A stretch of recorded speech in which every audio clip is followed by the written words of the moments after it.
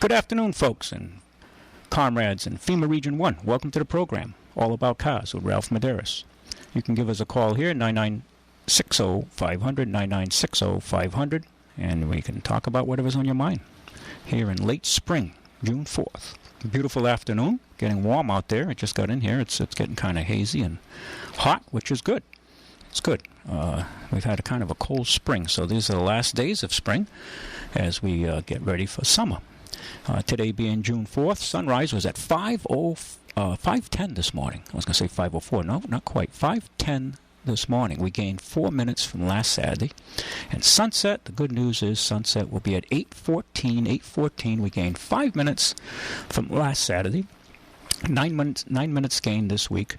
So the tide of light is starting to slow down. We're almost at peak light come around June 21st, and then the tide starts to go out. But let's not worry about that yet. I'm just making you aware of it that, in about 17 days, the tide changes. So you have to grab life. You have to get out there and enjoy it. That's what you have to keep in mind. So, it's the old story. You snooze, you lose. Low tide is about to take place in about another hour. An hour and 1 hour. Let's see, 1:29 will be low tide.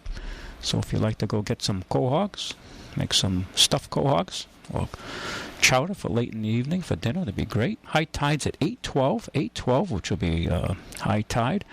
And actually I think today's a new moon. The cycle starts. Matter of fact, we could even have a moon high tide. So today you won't see a moon because it's a new moon. And the rise has already taken place at 5:03, and it sets at 7:40. So I don't think it's even a crescent yet. It's just a new moon, so you won't be able to see it. So that's what's happening around you. And for those of you who don't know, I own and operate Ralph's Auto Center, located on Church Street, 867 Church Street, in the north end of New Bedford. We're just off of Route 140. If you're on Route 140 or you get to Route 140, take exit 5, take the Church Street, bear to the right on Church Street if you're coming out of the south. And if you're coming from the north on 140, you just make a left down to Church Street. There's signs there, very easy. Head down Church Street. We're on the right-hand side, just over a half mile, just past Regal House, which most of the gals know where that is. And you can get to us. Not a traffic light or a stop sign, so we're much easier to get to than going to the mall, that's for sure, and fighting all that traffic and construction that's going on around there.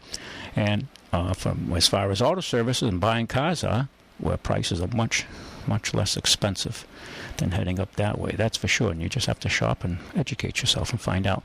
We're your purveyors of good quality used automobiles, priced between $4,000 to $15,000 primarily, and SUVs and trucks and pickups up to $20,000.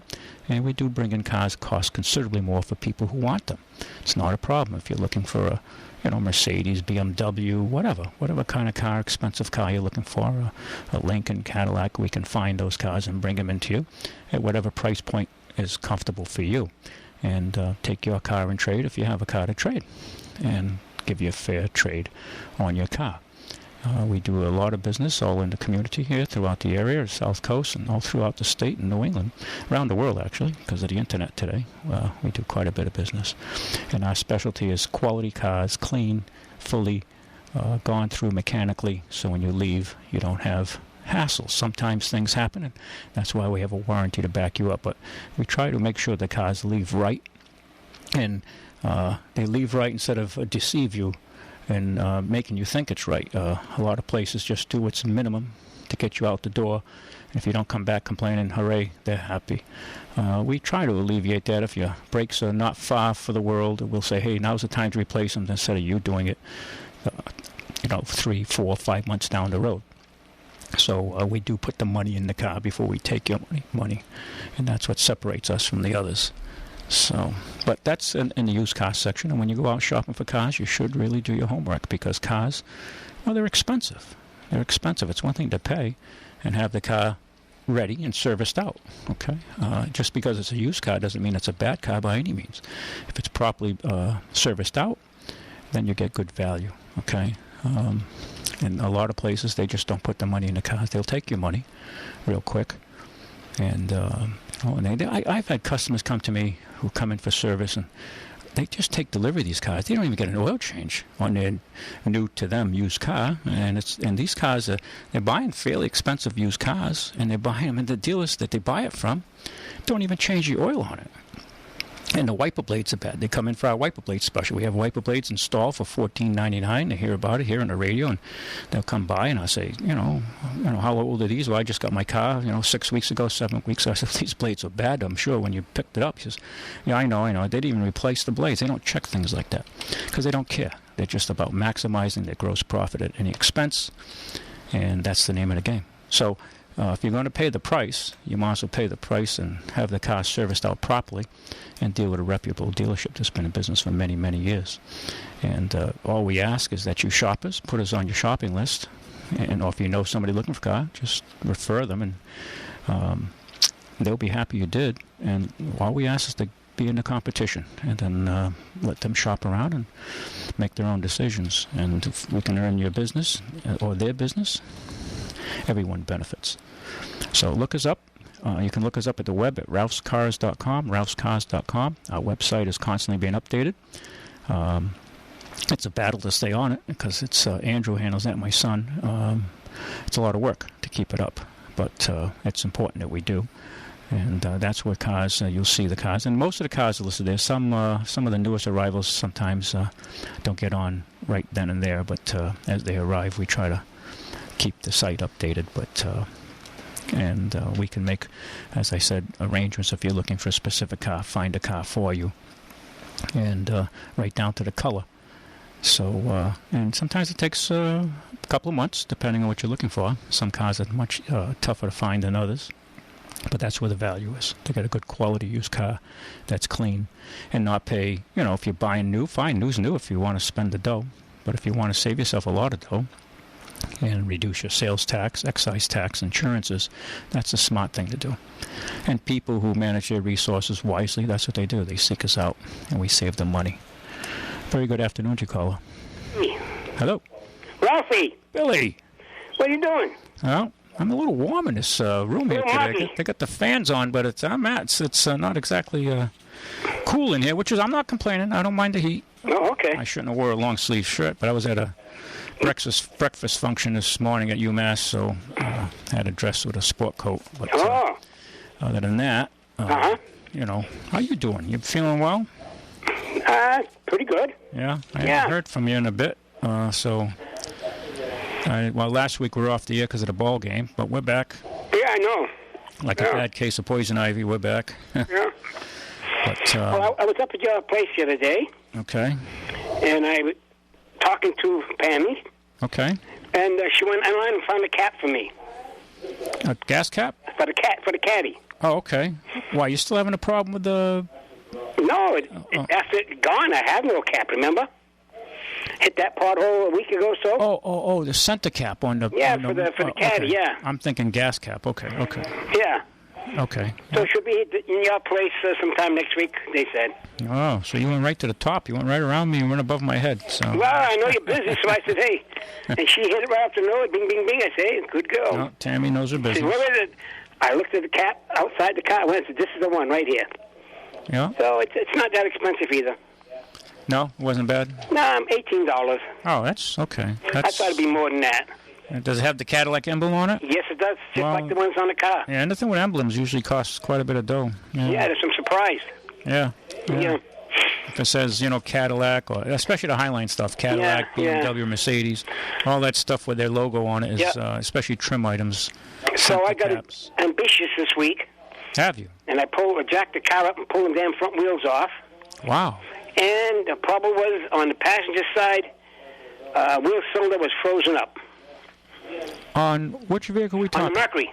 Oh, the Mercury. That's when it stopped, it was dead stop. 54 Mercury? Yeah. 54 Mercury. Yeah, so I found the locally. I was lucky. Come right out of Rhode Island. Wow. So you found a wheel cylinder, rebuild it, or no, new one. A whole new wheel cylinder? Yeah. Not bad. Only $27. That would stop being more than that. Not bad. Was it an old pot they just held in storage, or? I guess so. Was it a Chinese reman? No. It was made in America. Made in America. Wow, that was an old pot. I put it all back together and said, let's go out and see how you stop now. Had to be an old pot then. Yeah. because there probably isn't, old new stock laying around. Glad to get rid of it. there isn't much made in America these days. I know. But, So I put the brake fluid in, and had Judy pumped the brake, and then bled it, and we took it out, and it's gone. Boy, it was beautiful. It's stopping now. But Billy, was the wheel cylinder leaking? No. So why did you? It was frozen. It was frozen. Okay. So maybe if it was frozen, did you bleed all your brakes and get rid of that old brake fluid? You couldn't even push the plunger in. It was frozen. No. When you, I know what you're saying. No. When you put the new cylinder in and you had to bleed it. Oh yeah, I did. You got to pump juice? So I'd put all new juice. Yes, of course you got to pump the juice out. Yes. Yeah, Go from one to the other, pump it, fill it up again, pump it. Oh yeah. Well, what I'm concerned is where that froze. You might have. It's not being used really, Ralph. That's the problem. Yeah, but you might have moisture in the brake fluid because it absorbs moisture over time. Yeah, I know. And it'll rust. It'll rust inside the wheel cylinder, the brake cylinder. The brake cylinder, and the moisture, and that's why it freezes up on you. So get rid of that old juice. No, we with new. They're supposed to resist moisture absorption. Yeah, and it bled it right out, and now it stops. When you press the brake, it stops nice and even. It don't stop dead. Stop it. Beautiful. Yeah, don't pull to the left or the right. Yeah. Yep. Well, that's good. So good thing. Good thing that Hard Knocks and I hate to crawl link them things again, but hey, get old for that. But you got to do it. Yeah, well, you're at your age, you're doing what kids, I call them kids, but young people today at 25, 35, they wouldn't know how to pull the tire off, let alone change a wheel cylinder, So I got everything running, and the carburetor, I took it up to Judy Rigo. Yep. Scott. Yep. And he adjusted it because it was running crazy. Runs beautiful now. You can tell when it runs right just by the sound of the pipes. You know what I mean? Yep. They get a little raw. They don't have that crackling noise, That's another thing. Very few people know how to work on carburetors. Yeah, right. Yeah. I'm working on one now. It's giving me a problem. It's a small engine because we work on some small engines. It's a Kawasaki. He said, "Now bring it up." He rebuilt it a year ago. He said, "Bring it up. I'll adjust it." And the one on my AMC, the choke was really giving me a problem. Starting them on, but it was bucking and black smoke. Yeah, I brought it up there. He had it for a day or so, and he got it all working out. And you can tell now when you start it, she don't sputter and choke itself. You know what I mean? Yeah, these are things a lot of folks. Well, he knows what he's doing, because he had the 2 or 3 little screwdrivers, and he kept playing with it, and you could tell it just by the sound of the motor. It just calms so nice and even without being rough, Well, the old timers remember when you started a car with a carburetor, you had to step on pump the pedal once or twice after it was running to let the choke reset. Right. So it'll go to a lower idle. Today it's all controlled by computers, which is very nice until they give you a problem. But the changes in automobiles have been radical. Absolutely. I know. I look at some of these new cars, like I stop by Sunoco and get a little gas, and once in a while I go and say hi to guys, and I look at the engines and I'm saying, where in the heck do we start here? I know it. Where? Everything has panels on it. They look like it's like a solid state today. When you look at them, you think they're, the engine that we knew. It's all covered up, so you don't know what you're looking at now. There's panels, and some of them are sealed real tight, underneath and on top. Yes, right. Underneath you got big panels underneath there. Yeah, well, they do it now for minimize the drag coefficient, so they get better gas mileage. So underneath the cars, they'll have these shields and panels that reduce drag. But they had them on the old cars too, Ralph. They had... Yeah, the Plymouth and the Mercury's got underneath there. Well, they had them for like brush and stones flying up to the engine, hitting the fan blade, stuff like that. They had like a stone guard. Yeah, it was It was kind of like a rubberized, almost like a heavy. I don't want to call it tar paper, but rubberized. You know what I mean? They have the little plastic. It's pretty heavy. Yeah, and sometimes they get old and tear. The Jeeps and things would have steel plates on those with that type of if you upgraded. Yeah. Well, like you said. Anything old and it comes around, it's new, it's the same thing, only a little different. Yeah, the technology takes, so... Yeah. But, things are changing. So, I looked up that you have many cars. Yeah, we've brought some in, but it's, they've been coming in and going out, Billy. I looked up, I said, gee, look, this place is kind of bare here. There's holes in here and there. There used to be, 2 or 3 lines. I said, he must be doing okay. I'm glad for him. Yeah, well, we've been working hard. This is the season. So in the winter you get lean, in the spring you get busy again. So. Yeah, I was up there talking to your brother. David, yeah. He knows his cars, his old cars in particular. Oh, yeah, he knows the old cars still. Yeah, he had a book out there. I said, what are you doing? He said, hey, look at this car. Look at that guy. I said, I can't afford any more cars, but don't be showing me things. Yeah. Yeah, he gets into the old cars. He's got a few of himself. I think he's got a nice little Mercury Comet. Yes, I remember that, yes. 63 ragtop. Yep. And that's a jewel, like a powder blue. Real nice, pretty car. Yeah, it is. Nice, pretty little car. Kind of rare because there aren't many Mercury ragtops, the little Comets, which I guess was a Falcon on steroids, right? Yeah, right. Upgrade a little bit. Yeah, the Mercuries were a little more, they were dragged out a little more, But the funniest part is you don't see many Mercuries around. No, you don't. And then they made quite a few of them, but there ain't many around. I don't know why. Well, there's a lot more Fords. They were 3-1, I guess, Billy, right? Yeah, you're probably right. Mercuries are more money. Yes. And, they just cost more dough and less people could afford them or would spring for it, Yeah, you're right. I mean, I can remember people selling cars, and I'd say, well, do you want to put air conditioning in it? How much is that? $400. Oh, I'm not going to spend $400 for air conditioning. Are you crazy? I'm going to spend $400 for air conditioning? You're a crazy kid. Okay, you don't want air? Nope, don't put air in that car. Okay, and I would order it without air. And now today, would you imagine someone say to someone, how much is air conditioning? $1,200. Do you want it? Well, of course I want it. What are you even asking me that question for? They don't even think twice. What are you, crazy kid? Yeah. And you want power windows? Power locks? How much is it? $700. $700? Yeah, put it in. What do you think? Auto car without power windows? Today it's a whole different world. Yeah. It's a whole different world. It's Well, Ralphie, what do you know about a 1979 Spitfire 1500 Triumph? Wow. 79? Yeah. 79 Spitfire Triumph. That's like at the end of the road for them guys. 79. Yeah. It was Was that the wedge one? It looked like a wedge. No, it's got a. Let me see. It's got a nice nose on it, and it's a 2-seater, and it's just plain in the front. Nothing that's really fancy about it, What was that, Spitfire 1500? 1500. Yeah, Spitfire 1500. Spitfire, yeah. Yeah. I'm trying to visualize. I'm going to have to call up a picture. I can't visualize what it looks like. I think it looked like a wedge or something. It's overhead V8 inline. It says OHV inline forecast iron block. Iron block. It had a V8? No, Billy. Didn't have a V8. Inline. Overhead inline. Not a V8, though. No, it was a little 4-bit. Four-cylinder inline. Yeah, 4-bit. Overhead V8. Overhead valves. Yeah. Because that's a little British car. Yeah. Yep. Yeah, they're kind of like a different take of the MGB, except it's a Triumph. Yeah. Yeah, they didn't. There aren't many of those that were. I don't think. I haven't seen any for. I don't know if I've seen one for quite a while. Maybe one here, way back when, but I haven't seen any at all. Well, by 79, I think they were out of the country by 80, 81. They were gone. They were the 70s. The British economy was a wreck. Margaret Thatcher was in there trying to change it around because they would march down. All right, here it goes. I said it was gone after 1980.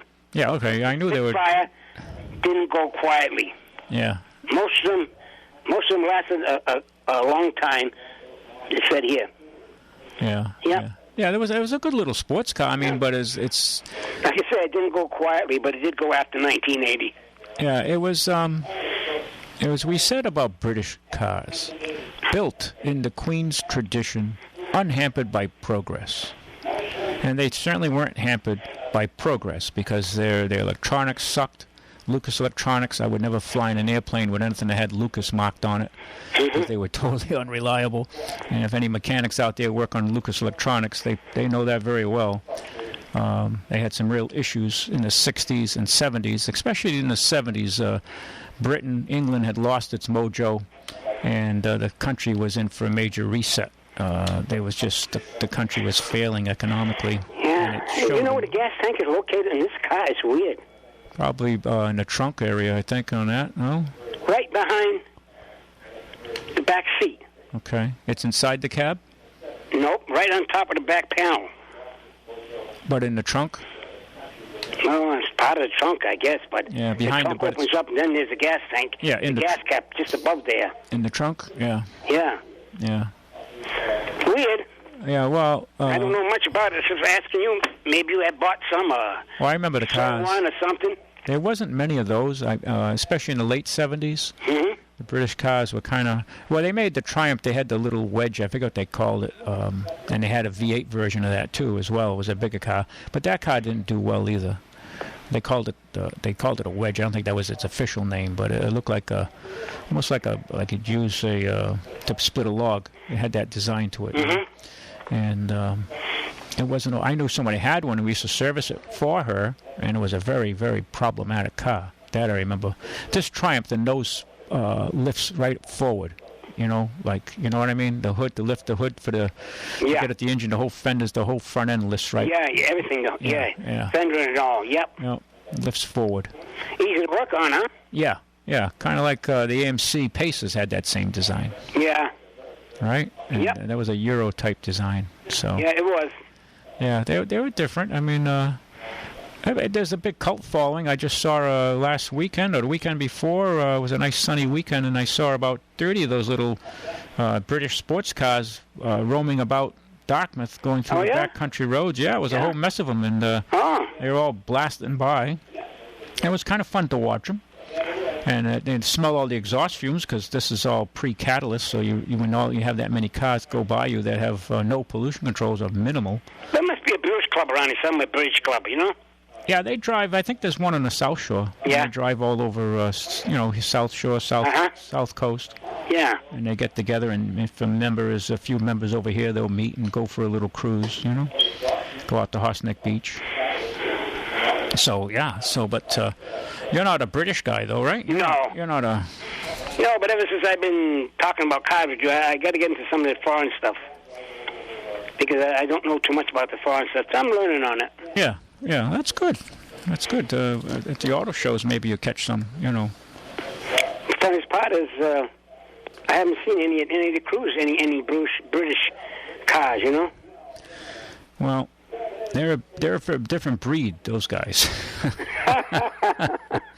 Let me tell you, the British cars. I think the Alpines were British too, right? The Sunbeams, Alpine Sunbeam. Yeah, Alpine Sunbeam. Billy Montero was big into those. Yeah. They were British. I think they put V8s in some of those too. But I did like, and they're crazy money now. I had an Austin Healey 3000. Austin Healey, yeah. 3000. Many of them either. I had a 60. What the hell was it? 68.7. Those things now, if you have one in good shape, you can't buy one. You can't get one for $75,000. They're well north of that. They're like a 75 to 100 plus now for a nice one. I'm not talking a snot. I'm talking a nice car. And they're bringing right on the money. Stupid money, Billy. Stupid money.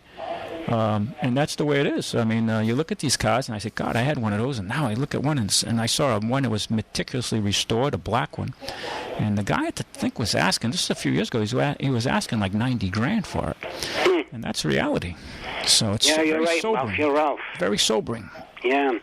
But, all right, Ralph. All right. Let somebody else talk. Catch Billy, you later. Thank you, sir. Good to hear your voice. All right, bye-bye. Bye-bye.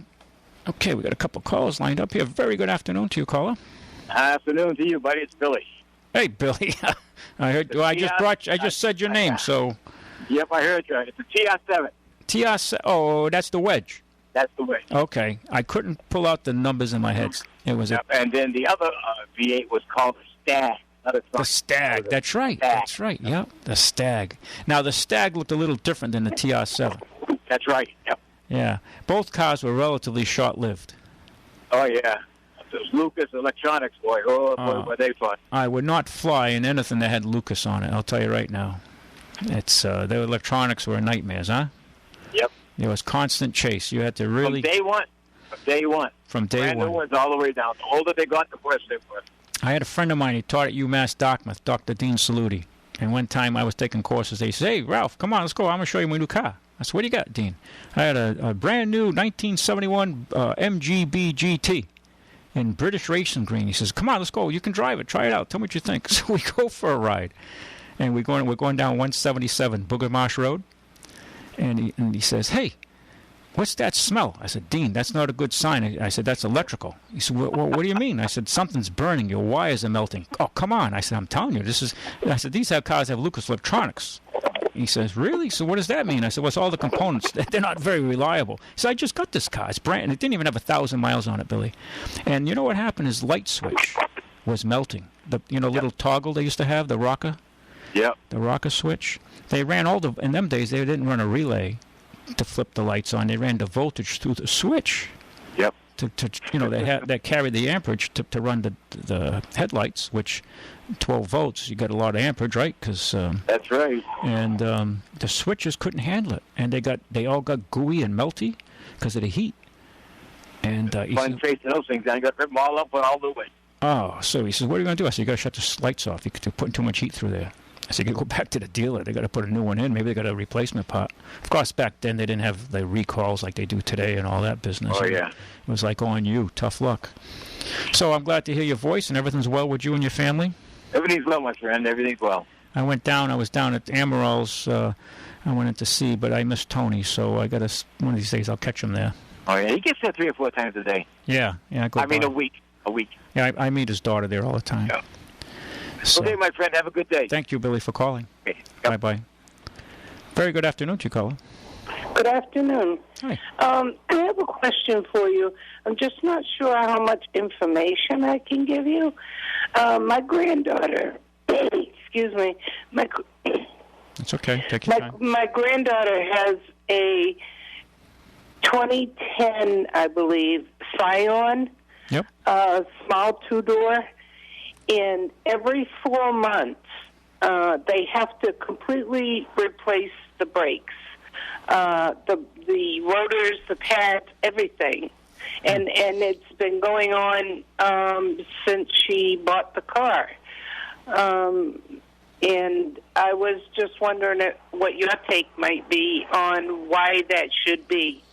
Well, she bought this car used, right? Correct? I assume that. She bought it, I believe, from a dealer. Okay. And every 4 months she has to put new brake pads and rotors? Brake pads, rotors, everything, yep. So she's spending several $100s. Yeah. So, and the amount of miles, any idea what I know you said 3-4 months. But it was a beautiful car. I mean, it is a beautiful car. It's a small 2-door, white. Yeah, but mileage-wise, any idea what the mileage intervals before this is done? Yeah, it wasn't high miles when she bought it. So she's not commuting to Framingham every day or Worcester or something crazy, right? Oh, driving? No, it's pretty local. Okay, well, I had to ask because some people do drive a tremendous amount of miles, and they forget to mention that. It's pretty local. I don't think she's a brake driver. Okay. So she doesn't ride the brakes then, or anything like that? No, they were told that the frame wasn't bent. Now, I don't know if that was from an actual mechanic or a backyard mechanic. I don't know. Mm-hmm. But I was just wondering if you had any ideas why that might be. Yeah, I have a few. There could be numerous potential causes. Calipers sticking would be one. The brake hoses collapsing internally could be a second. Master cylinder issues. These are the front brakes primarily now we're talking, right? We're not talking the rears as well, are we? Well, to me it sounds like it could be the front too, but also sounds like the right rear. Right rear. Oh boy, that adds a new. Well, we could.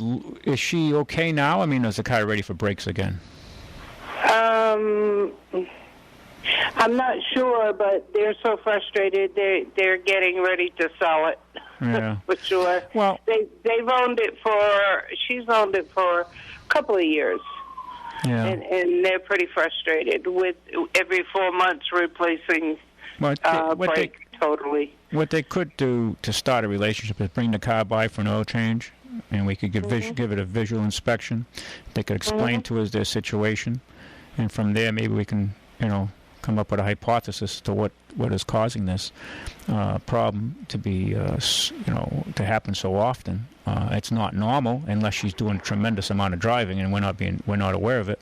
Yeah, no. And also it's like from here to Dartmouth, and at the end of the day, you have to work back home. Yeah. Well, the people doing the job on the brakes for her, have they ever tried to diagnose it, or they just fix it and they say see you later? They don't really get into. Yeah, that I know she's had family members of her husband fix it. Okay, so nobody. I can't tell you. Yeah. No real professionals have worked on the car then that you're aware of. It may have been to a garage, but I can't tell you for sure. Okay. So where are you located then? We're on Church Street in the north end of New Bedford. Are you familiar with that part of the world? Do you know where Regal House Furniture is? Yes. We're just almost beside them. We're just down slightly south of them. There's Regal House. And what's the name? Ralph's Auto? Ralph's Auto Center. Auto Center. Right, directly, there's a sign right on the building that says Ralph's, and it's a big showroom. Used to be the old we're beside where the old Tishon Lincoln Mercury used to be, but they're long gone. Webb Plumbing and Heating is there now, and our site used to be the original American Auto AMC Jeep dealer years ago, but now we've been Ralph's. Been Ralph's there since 1987. Started out as Ralph's Chrysler Jeep. Now we're Ralph's Auto Center, and we're independent, and we fix all makes and models. Yeah, I'm familiar with the area. But it's so you think it might be could be caliper sticking or cylinder issues? The brake line hoses that go to it, they could be collapsed internally, possibly. I mean, I'm giving you these. Possible. We're doing this over the radio waves, but I understand. Yeah, I will tell her. Yeah, because they're at a point now where they just want to be rid of the car. They're tired of fixing the brakes every 4 months. We'd have to discuss the history of it. We have to kind of. It's like it's going to the motor doctor. You're going to the MD for motor doctor instead of a medical doctor, and we kind of listen to your story and try to see who's touched it. The trouble with our profession, anybody can go to Sears and buy a toolbox, and they're a mechanic. And I have that told to me all the time, my mechanic. Well, where does your mechanic work? Oh, he works over here in his house, his backyard. And some of them are retired. Mechanics, yeah, some of them are retired, and these guys are old codgers. I've met a few guys who are good. Don't get me wrong. I've met some guys like me who cash out and hang around and do a few things on the side. But a lot of them are hackers. I'm not talking to pros who retire. I'm talking to people who just go to Sears or Harbor Freight and they buy a toolbox, and now they know cars inside out, which is okay. Yeah. I mean, you get what you pay for. But if she has a problem, we could just wade into this slowly. Come by for an oil change for $24.98, including tax and disposal. Quality semi-synthetic oil, and there starts a relationship. And then from there, maybe we can help her find a problem, especially if she's still paying payments on the car. And she is. Yeah, and then the kids there can, if we can figure it out, they can enjoy the car and have a car that'll be pretty near paid off and be free of it, right? And that'll be, and they don't have to go back into debt and get buried again, Yeah, because I know when they bought the car, they paid $10,000 for it, and they're still paying. So. Well, that's what I mean. So if the problem can be resolved intelligently and reasonably, and then they can pay it on the car and enjoy it and drive their money out of it. Yeah. And life goes on. And then we build a customer and relationship, and when it's time to trade, hopefully they come and see us, and life continues. So, okay. Thank you so much for your help. Thank you for the conversation. Bye-bye. Bye-bye. Okay, we got another caller here. A very good afternoon to you, caller. Good afternoon, Ralph. Hey, how are you? All right, I spoke with Chris. I got an official confirmation. The aircraft that we lost on the Thunderbirds and the Blue Angels with both number 6 solo pilots, and they were both lost within hours apart. Unfortunately, one of the Blue Angel pilots died, disintegrated on impact. Yeah, that was in Virginia, wasn't it? Or Virginia? Me and Chris were talking this morning. It's like beyond 1 in a trillion of how this could have happened. I know that. Isn't it amazing? When I saw that, too, one being the Blue Angel, the other being, what was the other group? The other Thunderbirds. Thunderbirds, yeah. Yeah, that was... And both number 6, the opposing solo pilot. You think it was alien intervention? Yeah, because they fly the diamond formation with 1 through 4, and the other 5 and 6 joined, but the 5 and 6 do the other crazy stunt. Yeah, it's amazing. It is. It's like you said. That's why I said, is it alien intervention? I mean, it makes you wonder. I got a question mark on my head about it. Yeah. I talked to Chris. He said the same thing himself also. Did he? And I'm okay. sure you would too. Yeah. No, it makes you wonder. The one that kind of raised my eyebrow was the one where the president was attending. Yeah. With the Thunderbirds in Arizona, wasn't it? Arizona or New Mexico? Annapolis. And the graduation naval cadets. Oh, I thought he was out in the west. No, I think he crashed out in Arizona. Arizona, wasn't it? I thought the president was the president. I haven't fully gone over everything, but it just, like I said, I'm raising question marks on. I've read up on the Blue Angels and Thunderbirds. Yep. Never has anything like that ever happened within that time period of both teams losing an aircraft or a pilot getting killed within hours of a flyover, and the other one was doing a practice run. The only big incident the Birds ever had was years ago when they lost 4 pilots. Just follow the leader. They went right into the desert, and they all got killed. That was when? That was way back. Yeah. That was what? All 4 they went disintegrated into the ground. Yeah, was that 70s? 70s that happened? That was 1 through 4. What year was that? I don't know, Ralph. I'd have to look back and look at it. Yeah, I think it was. I remember that. That was way back. Yeah. Yeah. They all lost their lives because it was follow a leader because they go by the leader. Yeah. That was. And there was no way they could pull out. So. Yeah, I love someday if I had the opportunity to go to the Paris Air Show. Yes. And you remember back, it's been maybe 15, 20 years, they had a brand new Russian jet there that crashed. It was a huge jet. I got the video of that. You do? It was a Soyuz, whatever, it was a huge aircraft. Yep. And it crashed, a huge explosion, and it was thunderous. And I saw I saw it back then, the video. That was like solid 20, 25 years ago, right? Yeah. Oh, yeah. Yep. I saw that. I had the video. Yeah. I watched it on the computer. Isn't that? Yeah. It's incredible That's crash. Disintegrated. Oh. And then I saw the one out of Afghanistan of American military cargo jet that was taking off. And the guy in his car had a video cam going at the airport, and he was just, was recording his ride down the road abutting the airport. And this cargo plane, did you see that one? That's a video. Yes, I did. I watched all them videos on the computer, Ralph. And I'm integrated into the Thunderbirds and Blue Angels. Could be my, this year, I'm going to point 11th to 12th. This will be my 54th year. Wow. Okay. 54 years. Well, it would have made 55, but we had that the thing with the government a couple of years ago. They shut them. Whatever it was. Yeah. And they didn't have any military air shows. They had air shows, but they weren't military. Yeah, they shut down a lot of that stuff. Yeah. Yeah.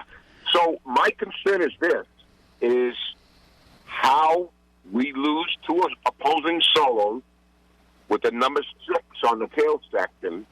Within hours, I got a big question mark in the back of my mind. I'm kind of concerned about it. The Blue Angels have been grounded. Yeah. Well, that's SOP anyway. Down temporarily, but they're not giving anything up for the Kingston and Quonset Point, Rhode Island. Mm-hmm. So they're not releasing anything. I think there's going to be some serious investigations going on, and I don't know. I hate to bring up that word. You know what I'm thinking about, right? Yeah. Are you conspiracy? Yeah, and sabotage. Oh, sabotage. Yeah. Okay. Yeah. Okay. I'm kind of trying to not think of that. Yeah. But when's the last time that's ever happened? It's never happened in the American history of the flight demonstration teams, either one of them, together in that same day within hours. Yeah. Yeah. And they're both with jet number 6. Yeah. Because at first they identified the other jet as number 5 as the Thunderbirds. It was number 6, which is an opposing solo, which was the Navy that lost number 6 was the only Marine Corps pilot that the Navy has in a demonstration team, and he was flying number 6. So I'm trying to figure this out. Yeah, it's a work in progress, my friend. Right? Go ahead, Ralph. It'll be a work in progress for you because as the information trickles in, I mean, I'm still wondering about the Malay Air 2 jets that disappeared. Yeah. And one of those had some had some people of particular interest, some very highly skilled engineers in computer chip technology. Yes. Flying to China, and very little is discussed about this. And one of the head operators of a very in Palo Alto, I guess, where they do a lot of these advanced electronic designs in radar and all that, and he's of Chinese descent. He was on board, and some other Americans as well from this company, and the suspicion that they were going to transfer this technology possibly to the Chinese military, and necessary countermeasures were taken. Okay, so maybe. So we don't know. Yeah. We're just kind of like the pawns in the game. So, well, I just got a new update. The transitioning of the Blue Angels, which are grounded indefinitely, going to the Super Hornet instead of the F-18 Hornet. Yeah, well, that's SOP though. When they lose a plane, they're going to do an investigation, right? So that's standard operating procedure that they'll ground.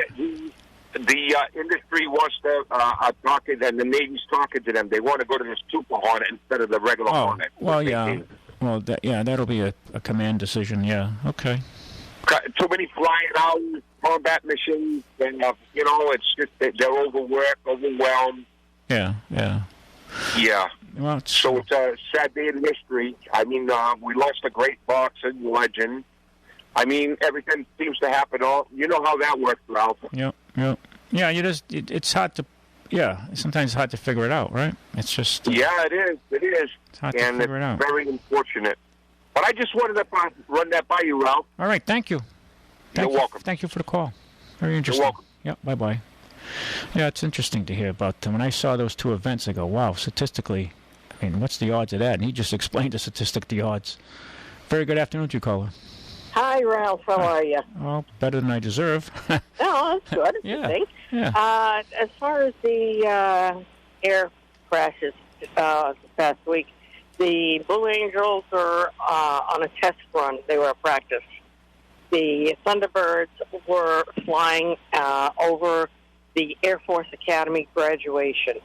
And the president was attending. Am I right on that? Correct. Yes, he attended the Air Force Academy, and I believe, if I'm not mistaken, that is in Colorado. That's right. Oh, I said New Mexico. I knew it was out west. Yeah. Yeah, it's out there, but that's what happened. Apparently, it must have happened.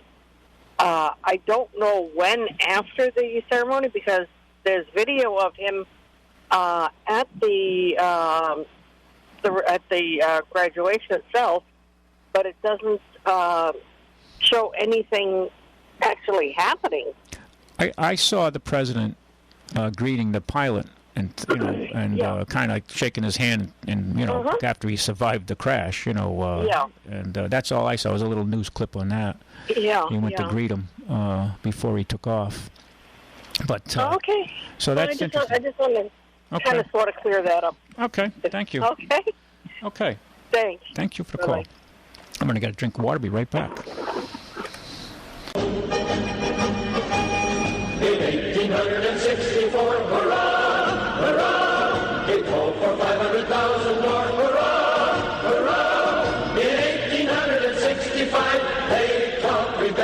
Airbag, and we'll all drink stone wine when Johnny comes marching home. And we'll all drink stone wine when Johnny comes marching home. Okay, folks, welcome, comrades, to the program all about cars. My name is Ralph Medeiros. You can give us a call here at 996-0500, 996-0500. We've got a lot to talk about here. I'll keep the program moving. By the way, I forgot to mention earlier, you can, at night in the evening skies, there's 3 planets you can see at this time of year. And they're pretty bright.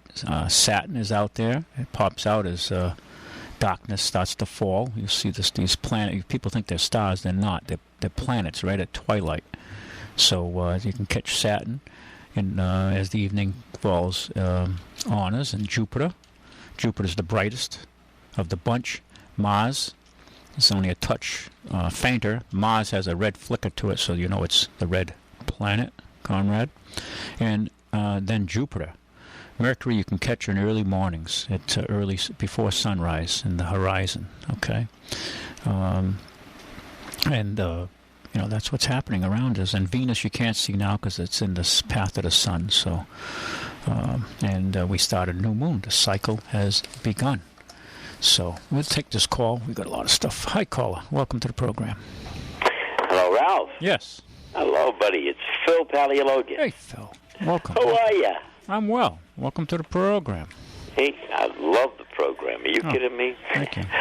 I'm calling because there's a really bad accident, and I thought that our listeners ought to be aware of on 195 going west towards Providence, right there at exit 12. That's right by Fons Corner Road. Yeah, it's just west of that, I think. Somebody just called me on that. Yeah, okay, good. Just west, I think, is what they mentioned. Yeah.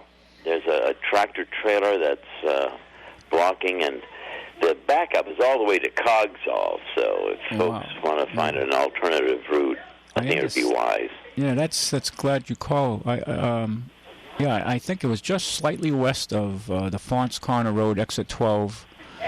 They were just west towards the Fall River side on a westbound lane. And a landscaper, I guess, was hauling a trailer, and it flipped over or something like that. Is what? Is that what it was? Yeah, and I guess, like you said, it's created. I didn't realize that the traffic snarl that you mentioned goes all the way back to Cogsall. So the bridge, as the 195 goes over the Acushnet River, is backed up that. So it's backed up right almost over here. So I'm gonna have to find another way back then. Yeah. Yeah. So that's hopefully nobody got severely injured.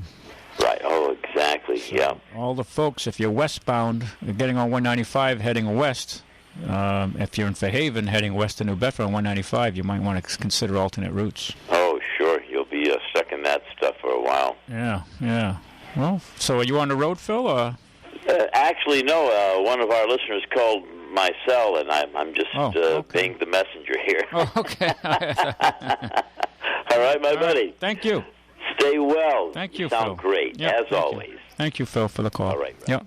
Well, there you heard it, Phil Paleologus, about this bad accident that's taking place. I had a caller call me, too, about this, and so try to avoid that until we get better information. Okay, we got a caller here. Very good afternoon to you, caller. Hello. Hi. You're on. Oh, you're... is the... You're on the air, sir. I'm on the air now? Yep, you are. Okay. Hi, Ralph. Hi, how are you? Sorry, I thought you might be picking up a screener or something. No. I was just going to say, if you don't mind, about the air. I was going to ask you. I just haven't gotten to a paper this morning about the 2 air situations. Yep. The Thunderbirds guy, the guy who survived and actually went back and met Obama. Did he say anything about what had happened? No, and if they wouldn't allow they wouldn't allow him until it's vetted internally. No, they can't. They won't allow. Okay, no. and I'm sure if that's the policy of the Air Force, well, that's the same policy with the Thunderbirds. He wouldn't speak out of school. I'll tell you right now. He didn't want to say anything about what happened, whether it was perhaps pilot error, which it could be. Even though they're such top pilots, they live to do that. They want to do that. They're at close quarters. Even with just a straight flyby, they're at close quarters, and any little change in air circulation. Well, when you're flying at 400 miles, any little thing, or any little slight mechanical thing, but they don't want to say anything. Same thing, and I'm sure the Navy wouldn't speculate about the Blue Angel. No. Right? But that thing just blew up. Is that correct? It just was it in it? Well, Nobody said anything about what kind of formation it was in or what it was doing. It just ended up on the ground. Right. He probably, for whatever reason, he lost control of the craft. Yeah. Those guys are a breed apart. They live to do that. They would never. They just love to do that. They live to fly. Well, and at those speeds, it's just an nanosecond away from a disaster. Right. It's got. Yep. I mean, if you think of it, in our world, you driving your little Honda, doing 60 miles an hour, you're going 88 feet per second. Right. Well, how about flying 600 miles an hour? I know. And you're going 880 feet per second. So the dynamics increase dramatically. And just what you're talking about, I went over and watched the Blue Angels one year, about 10, 15 years ago. It was just breathtaking, especially right at the beginning when they fly by in the Delta, and one of them points straight up and goes up and up. You couldn't do that until 1970 or so, the 70s, when they have engines that are powerful enough, even at 200 miles an hour, to give you a thrust that's equal to the weight of the plane. They never had, nobody ever had that.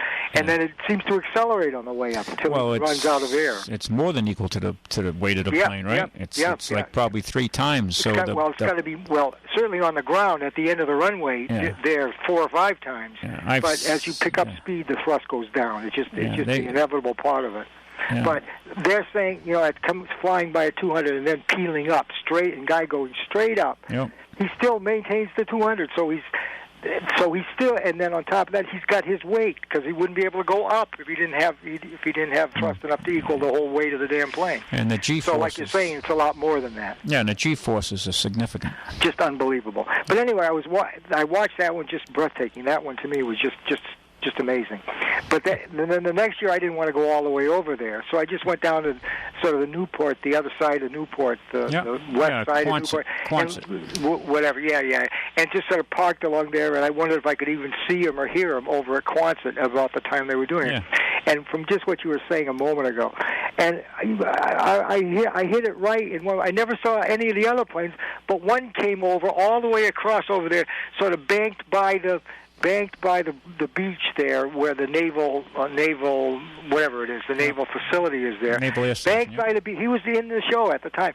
Banked by this low sounding. He was going 200 or 300 miles. He was in the show. He was doing the routine. Yep. And he was the one straggler. There was probably one of those. The rest of them go by, and this guy passes by at right angles, about 1 second before or after. And like you say, I don't know how the hell they do that. I don't know how the hell they do that. It's like nanoseconds.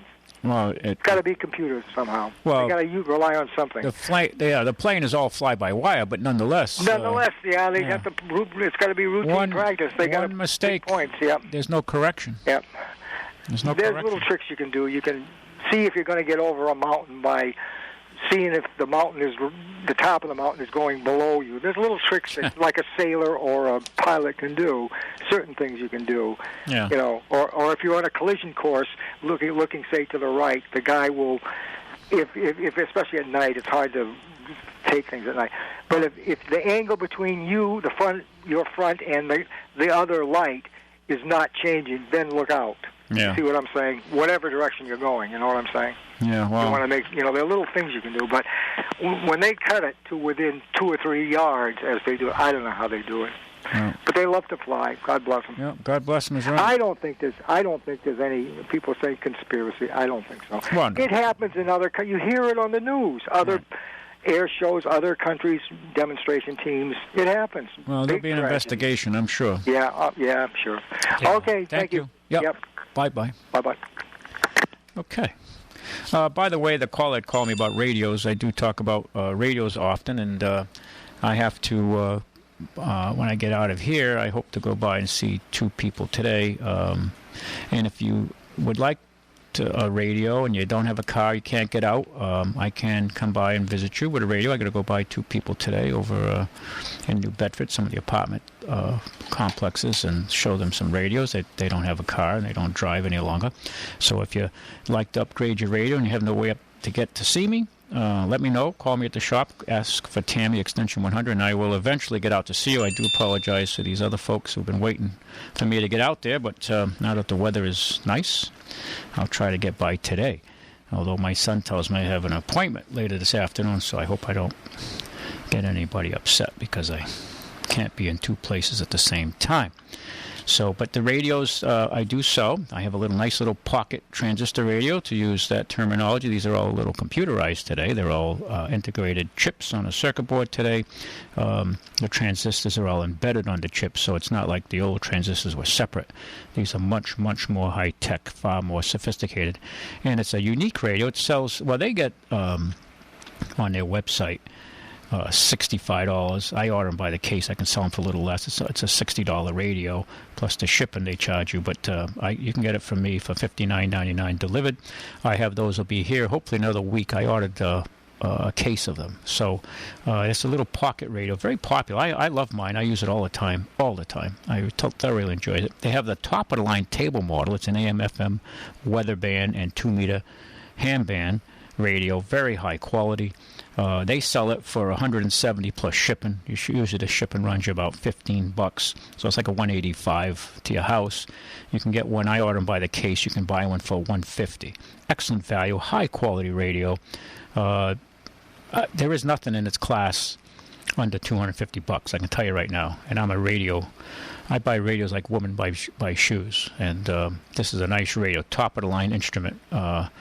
For if you want to spend a little dough. And then they have a little model below that has AM/FM shortwave, and that radio is also highly discounted. I'm trying to find it here.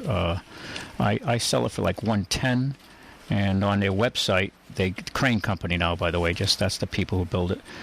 They get $150 for the radio plus shipping. So these radios are all highly discounted, and this is digital as well. And then the least expensive tabletop I have is a $75 radio, analog, with a LED lighted dial.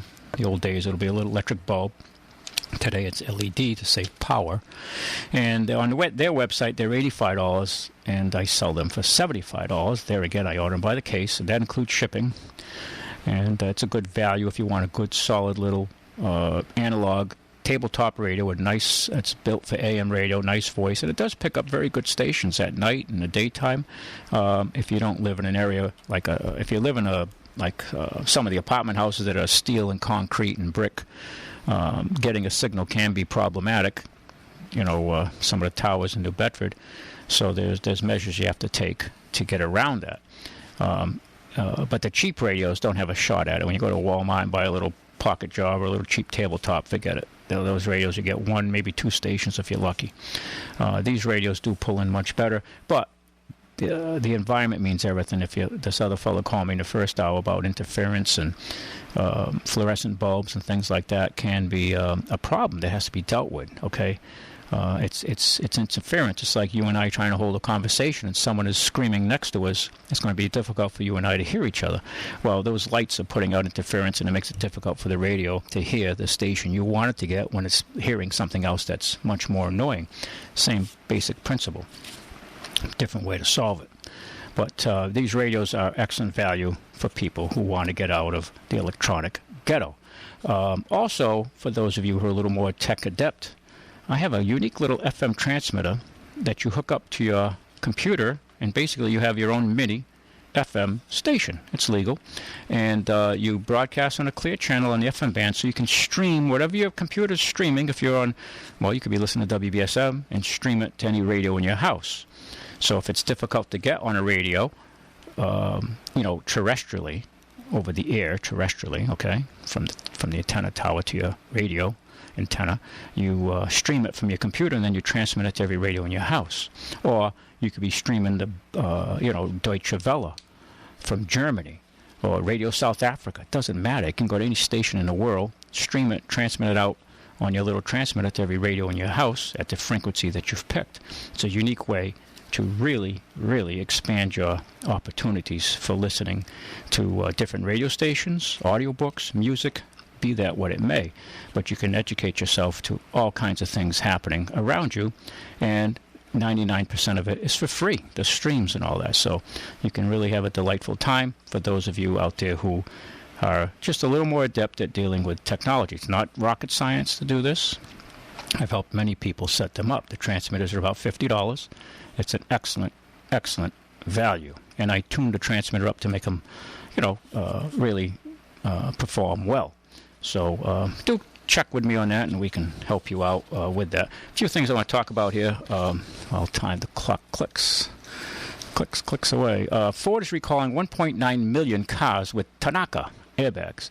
So everybody's involved in this one. We'll go down the list here real quick. If you have one of these cars, go online, call your dealer, and get on the waiting list, because they won't be able to take care of it right away. It's just a long process on getting all these airbags redesigned. That basically has been about, I think, 8 or 10 incidents where people have been killed by the airbags. When they go off, they go off with basically shrapnel debris from the housing of the airbag, and it's killed several people. My son's friend, who lives in Florida, lost an eye in his Honda from an airbag when he was involved in a car accident, and that was several years ago, before this really became a real big issue here, when they really started doing investigations. But anyway, the affected vehicles for Fords are 2007 through 2010 Ford Edge, 2006 through 11 Ford Fusion, 2005 through 11 Mustang, 2007 through 2011 Ford Rangers pickups, 2007 through 2010 Lincoln MKX. Gail, if you listen to me, I don't know if that includes you. 2006 through 2011 Lincoln MKZ, Zephyr, and Mercury Milan vehicles. The affected vehicles were built in North America. Ford is not aware of any injuries related to the vehicles. A total of 1,898,728 vehicles are now affected by the safety recall. Okay, so it's a pretty serious issue here. So, I mean, there's no quick fix. I guess they're going to have to, remanufacture these bags, and it's going to take some time. But at least if you have one of those cars, you have to, look into it for your own safety or your family's safety. General Motors said it's recalling 1.9 million vehicles, 2007 through 11, full-size trucks, SUVs with passenger-side Tanaka airbag inflators, even though the company hopes to prove to federal regulators that the inflators in the GM vehicles are safe and the recall won't be needed. So I guess their contention is their design on that Tanaka one, and they're not all Tanaka designs, I guess, were bad, but there was, from what I understand, the front airbags, the one in your steering wheel primarily, was problematic. The Detroit automaker was one of 7 in the past 2 days to add a total of nearly 4.4 million U.S. vehicles to a massive and still expanding Tanaka airbag inflator recall.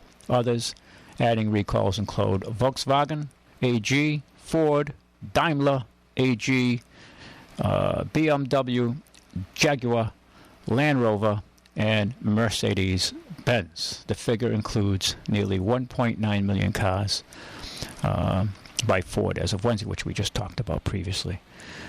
Recall vehicles, including certain Cadillac Escalades, Chevrolet Silverados, pickups, have Tanaka inflators that could rupture because the propellant that can degrade after the vehicles have been exposed to long-term humidity and repeated hot-cold cycles. If an inflator ruptures, it can send metal shards into the vehicle, which could injure or kill an occupant. Now, you might think you're in Afghanistan or Iraq, with an RPG. Shrapnel from exploding Tanaka inflators already has been tied to at least 11 deaths. I said 10, 11 deaths, and more than 100 injuries worldwide. So, there you have it. If you have one of these vehicles, do check into it, okay? It is a safety issue that's probably worth your attention, okay? A lot of these things just get forgotten about and they don't get dealt with. I know they're trying to tighten regulations up on that.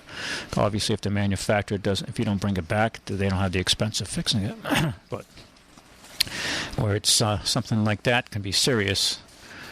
I mean, next thing you have to wear is a racing helmet when you drive your car to protect yourself from your car. So there you have one. Okay. What's next here? What's next? Single woman helped drive SUV booms, sports utility vehicles.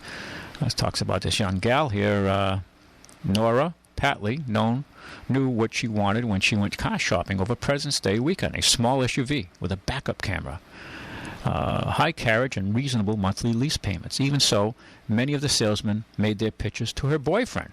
Well, what's surprising there, the guys are pretty stupid. They haven't figured this out yet. The women usually are the ones who spend the dough and have control of the pocketbook. And I've seen this countless times in my career. He would have to say, it's not my car, don't talk to me, the 24-year-old called, even though I would initiate the introduction and say that I was looking for the car and I was buying it. A lot of the conversation would frequently direct it to him. So the salesman would talk to the man instead of the gal who initiated the conversation, who wanted to buy the SUV, but the guys are too stupid, the salesman, to pick up that the gal is the one who's really buying the car and is going to be making a decision. And it talks about the growing numbers, like this Nora, this young gal, 24-year-old, who eventually bought a 2016 Mazda CX-5. A growing number of women are shifting the gender demographics of vehicle sales and challenging automakers' long-held assumptions about who drives their cars.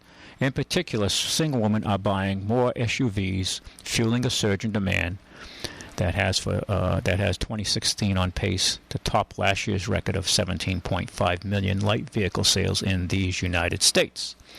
So there's another trend of what's taking place. Another thing that's increasing, young women buying SUVs. What's declining is car sharing. Car sharing on a decline. Well, anything that involves people, we seem to be embedded in our phones and our computers, and we're not conversing. When I talk to young people today, many of them, they talk to me back in text language. They don't talk. They don't hold a conversation. They talk in phrases or one word or abbreviations. That's reality with people today with dish removed. So I caution parents, young parents, if you have kids, it's not a good idea to buy them an iPad or get them on computers at 4. They think they're doing them a favor. They're really not. I think the key is to control the amount of electronic media your children have access to. Unless you're streaming an audiobook and they can listen to it. That's different. They're not actually at the computer, but they're listening to a radio, or the speakers. But to give them those devices and not let them learn, read, and play with books and, have a foundation before they get into electronics. I mean, from what I understand, that all the high-tech people at Apple, including Steve Jobs, wouldn't let their kids have an iPad. Okay? They let your kids, but not their kids. Think about that, okay? Anyway, carpooling share has declined from 19.7% of all workers in 1980 to 9.4% of all workers in 2013. In 1980, only 64.4% of workers drove to work alone. In 2010, the number has increased steadily to 76.6% of workers who drive to work alone, according to the U.S. Census Bureau, an American Community Survey. So it's interesting to see these trends, okay? And until 2005, 11 years ago, the percentage of workers who commute to work by car was on the increase, according to the survey. In the past few years, the pace has leveled off, said survey author Brian McKenzie. Young people and urban renters who walk, bike, or ride the bus are leading the no commute charge. Okay, so younger people are more removed from their automobiles if they're in a position to do so reasonably easy. But those who have to drive to work, the percentage of doing so alone is at an all-time high. So another change in what's happening around us in this world of ours. And there's a lot of change going on. A big reset taking place in all aspects of our lives, not just economic. And the economic one is taking place whether you're aware of it or not. Okay. Did you see those numbers that came out for job employment? I mean, you could, I guess if you're into numbers, you'd puke your breakfast out when they announced it Friday morning. And then Obama's on TV taking credit for the economy. I mean, this has got to be the worst economy we've had as far as economic results of a president in power, I think, I don't know, probably in decades. I can't think... I'm trying to think back. I mean, we had stagflation towards Nixon's end there, and when they took us off Bretton Woods and a gold-backed currency to a fiat currency, and we had guns and butter, and we had all the inflation pour through in the 70s, and prices went ballistic. For those of you old enough to remember that, and we had the first Arab oil embargo, and prices went through the roof, and basically we had what they called stagflation, and actually I think it's a term that applies very appropriately these days. Except the big difference then is when Johnny was thrown out of work at Alden Corrugated. Johnny, didn't finish high school, and he was on the loading dock working, filling the trucks with boxes to be shipped out to the different companies. He got thrown out of work for 6 months or so. When the factory got orders again, Johnny got called back. Well, today's world, there's no more Alden Corrugated. The factory's now in China or Mexico, so Johnny doesn't have a job, and it gave him an opportunity. This is the new realities in America. Very good afternoon to you, caller. Hello. I came across an article where the new mayor of Fall River is proposing for the DPW workers a 30% pay cut, along with reducing 2 weeks of vacation.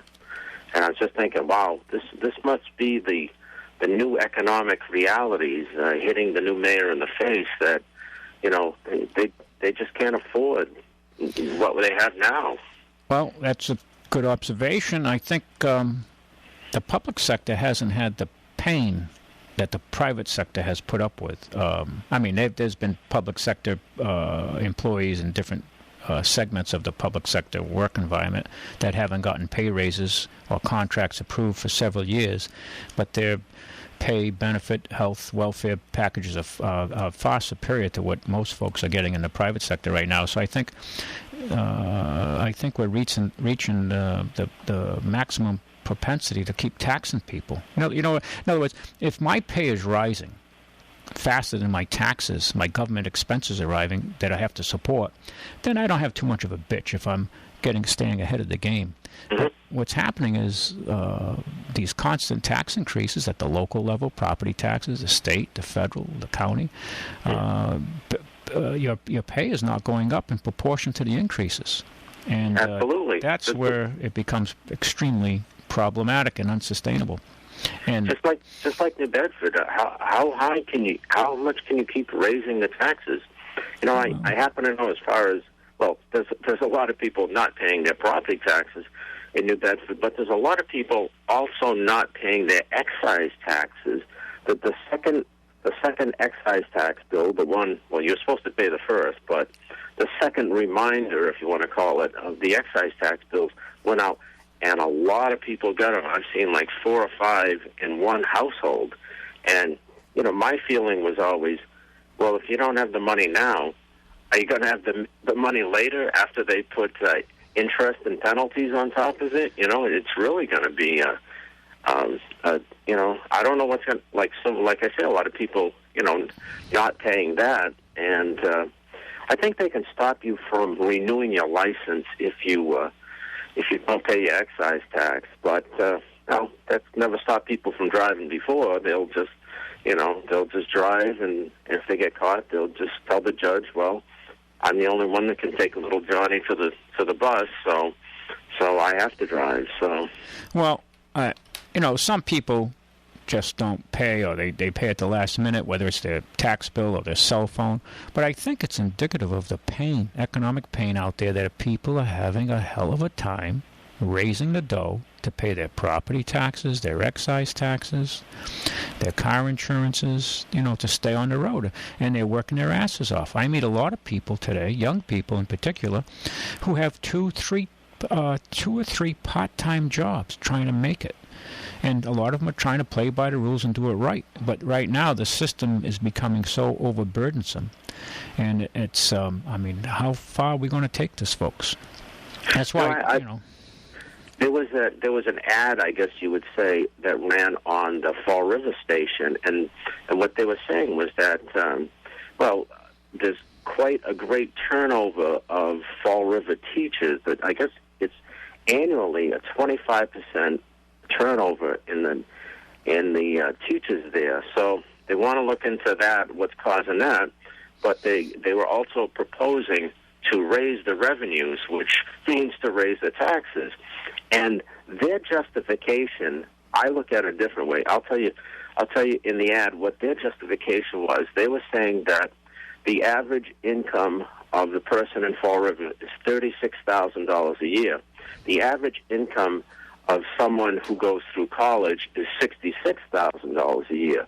So they were saying that if we supported education more, then more, I guess they were presuming that more people would go to college, and those people that went to college would make more money to be able to support the higher tax rate.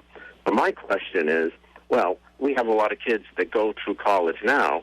They get a degree, they end up with no job and owing a lot of money in there's no jobs. Student loans. Now, how are you going to afford a house and taxes when you have all the student loans? The other question is, a lot of those kids don't return to this area, so they wouldn't be, propping up that tax base. You're right. You're 100% right. And the other question is, if you're already saying that the average person is making $36,000, how the heck are they going to support higher taxes now for this payoff that's 10 years in the future? I just don't see how they're going to do it. It's a generation, and actually, if they a lot of these, there's so much grade inflation. Kids come out of college, a lot of them have useless degrees. Now, if you're in the sciences, and you come out and you're a dentist, a doctor, an engineer, civil engineer, mechanical engineer, fine, you can, and if you're pretty good at it, you'll prosper and get a job. But a lot of these other degrees are education is education, but they have virtually no skills. A guy can come out, or a gal can come out and be a plumber or electrician, get into trades and have a job. So we're at a major reset here. We have to fundamentally change how we're doing business here. And this constant, how much are you going to take? Money's not coming into the cities. People are avoiding the cities, and unless you're poor and you come into getting a cheap apartment or something, that's unfortunate. But there's not much opportunity. So I'm like you. I support higher education, but I don't think, I think maybe 20 years ago you would support everybody going to college. And in fact, there are guys that are writing books now that say don't send your child to college, and the reason for that is just what we know. The kids come out of school with a degree, no job, owing a lot of money on their loans, and if they had become plumbers, carpenters, welders, you ever hire a plumber? You know how much they make? They make a lot of money. So there's a lot of great occupations that you could be fully employed in right away, and rather than sitting behind a desk. My contention is this: if you look at the top 10 countries by high schools, now we're talking literacy, educational attainment levels, we're nowhere near the top. We're at the bottom of the list, and the amount of resources we put in to education at all levels, and we have very poor results. Didn't Hillary Clinton say we're number one? Isn't that we're not going to go back to being number one? We are number one. Top 10 countries by high school literacy was China was number one, Hong Kong second, Singapore, Japan, and they're doing it. Let me tell you, the Chinese are spending far less per capita, but yet they're outperforming us. Okay, so it isn't just a matter of resources. I think. It's just constant. It's just like, look at the medical. What do we spend average in America? $10,000 per person in medical costs. And look, everybody's sick. Everybody's got diseases. They're obese. They have diabetes. Look what's happening. You say to yourself, it's not a matter of resources. So it's we're running out of the resources. Ralph, I had just one more thing I want to touch on. This is actually coming to the 1-year anniversary. My daughter graduated from UMass Boston actually like a year ago this last weekend. And we were at the graduation ceremony in TD Garden, and I'm looking in the front row, and there's this guy sitting there with a grin on his face, a smiling grin. Yep. And I'm trying to remember who it was, and I go, that's Deval Patrick. That's our last governor. Deval Patrick is sitting there in the front row, and I figure, okay, he's there, so he must be making a speech. Well, they go through all the speeches, and he doesn't make a speech.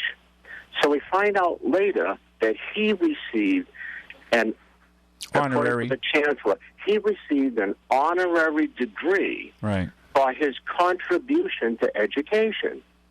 So then I talked to a learned person later on and found out what his contribution was to education.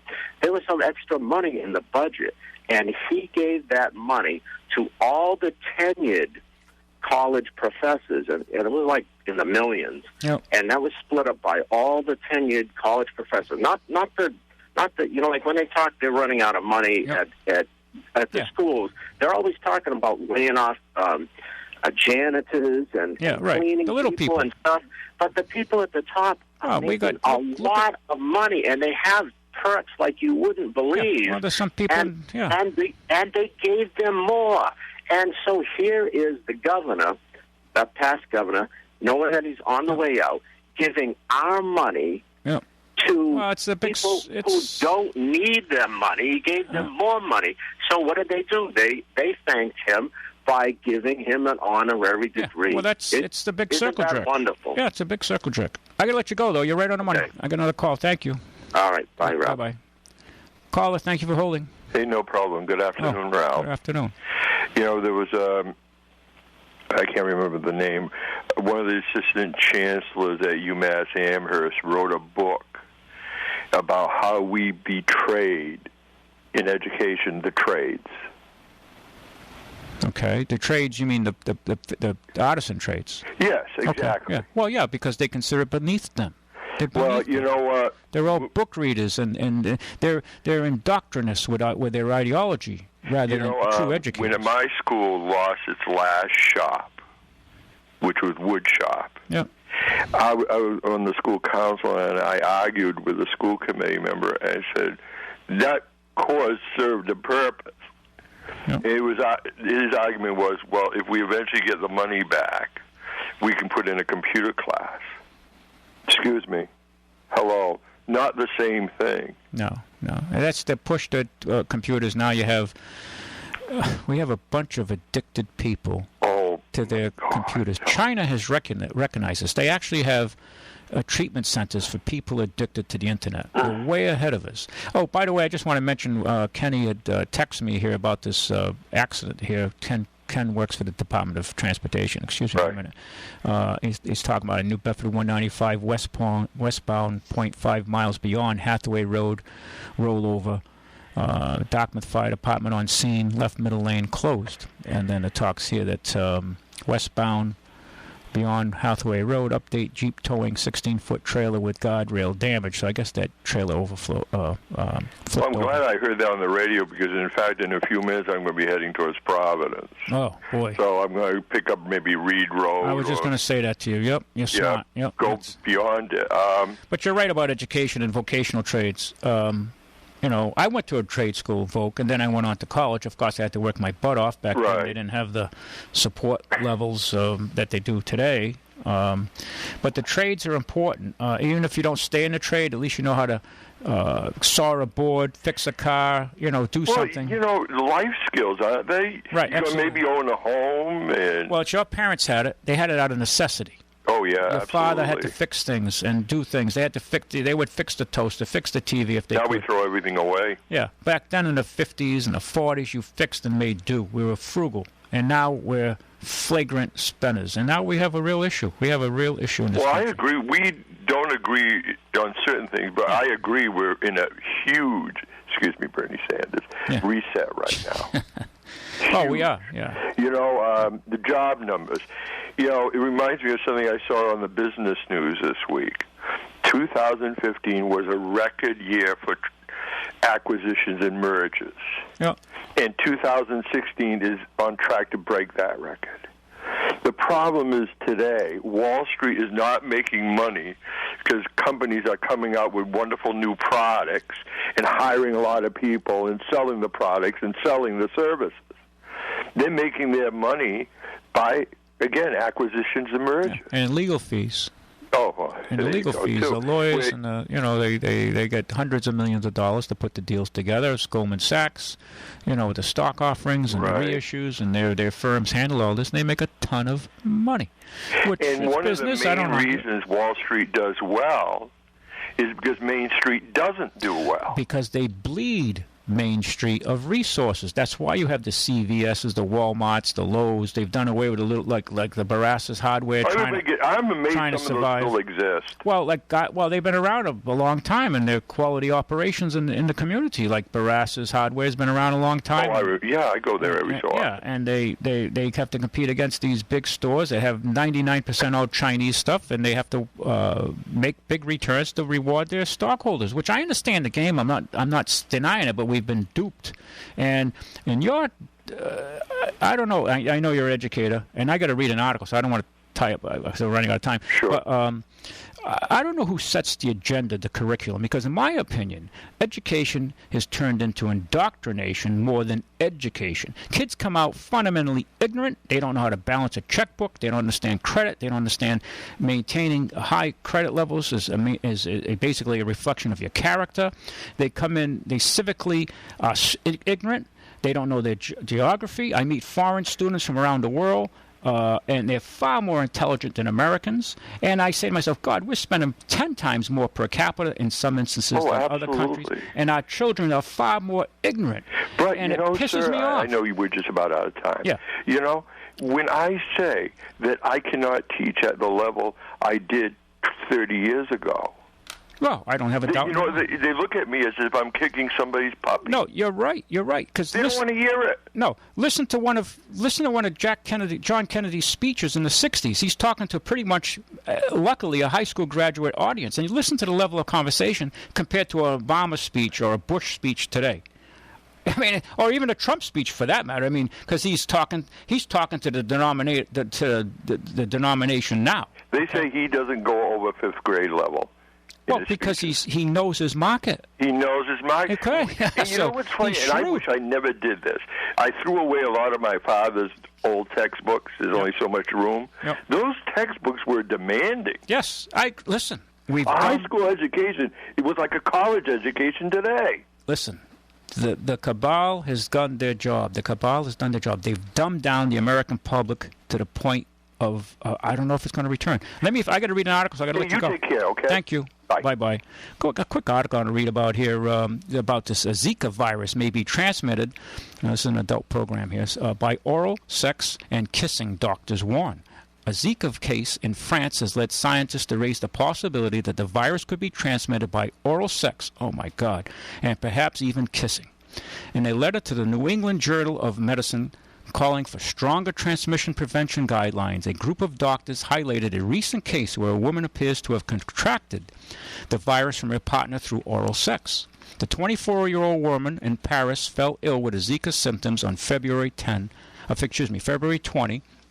10 days after her 46-year-old partner, well, pretty lucky guy, 24-year-old, 46, I digress, partner returned from Rio de Janeiro. Oh, yeah, that's the place to return from. He had experienced Zika symptoms in Brazil and had just ended just as he returned to France. The letter outlines the couple's sexual engagements in the weeks before being tested for the virus, pointing out that blood tests and swabs indicated transmission was most likely via oral rather than vaginal sex. Each of the couples was tested for the Zika infection on February 23rd. The male patient tested positive for high levels of the virus in his semen and urine, but not his saliva or blood. The female patient tested positive for the virus in her urine and saliva and antibodies in her blood, but a vaginal swab came back negative for the infection. The results supported the hypothesis that the virus was contracted through oral sex. However, doctors couldn't rule out the possibility that the virus was contracted through other biological fluids, such as pre-ejaculate secretions or saliva exchange through deep kissing. The doctors called for recommendation regarding the possibility of the virus transmission through oral sex. They asked for clarification of how long a man returning from countries where a Zika transmission is occurring should continue to use condoms during sexual contact with pregnant women and those of childbearing age. There is currently no vaccine for medicine for treating the virus, and many of those infections do not display symptoms. Zika has been detected in at least 58 countries and territories around the world. with South America reporting the most active transmissions. Pregnant women can pass the virus to the fetus, which can result in serious birth defects, including undeveloped skull and brain. Now, this is just one of numerous articles I've got on the subject, but there's another one here. Guys will like this one. Sex after Zika. Men should use condoms for 6 months. U.S. Health Body. Men diagnosed with a Zika virus should wait at least 6 months before having unprotected sex. U.S. Health authorities said the advice was less strict for women who only have to wait 8 weeks before attempting conception. The new guidelines from the Center of Disease Control and Prevention specify the length of time the virus can live in semen, as well as how long those semen as well as how long those trying to get pregnant should wait. Semen collected from a third man with a Zika virus infection had virus particles at 62 days after fever onset, the document states. The CDC has added that it has reported 6 laboratory-confirmed cases of sexually transmitted Zika viruses. Based on the data, men and their female partners should wait to attempt conception until the risk of sexual transmission is believed to be minimal. Men who have had diagnosis of a Zika virus should wait at least 6 months after symptoms onset before attempting conception. Health Watchdog added that women with possible Zika virus exposure should be advised to wait at least 8 weeks after the last date of exposure before conception. Health providers should provide information available strategies to prevent unattended pregnancy, including the use of the most effective contraceptive methods that can be used correctly and consistently. So there you have it. It goes on. We're running out of time, but it's something to read into. There's good articles. You can look this up on RT.com if you're interested and drill down. Thank you for listening. Check us out, All About Cars. If you don't have a car, refer people to us. We need your business. We offer quality service. We're often copied but never imitated. So check us out. Our price is competitive. We have an air conditioner special going right now. We can charge your AC for $84.99, so less than $85. Come by and see us. We'll keep you cool in your car. Lowest price around you can find anywhere. Oil changes for $24.99. Semi-synthetic oil, not standard oil. So look us up. Check us out, All About Cars. Thank you for listening. Bye-bye. Ralph Medeiros. Good night. Good afternoon.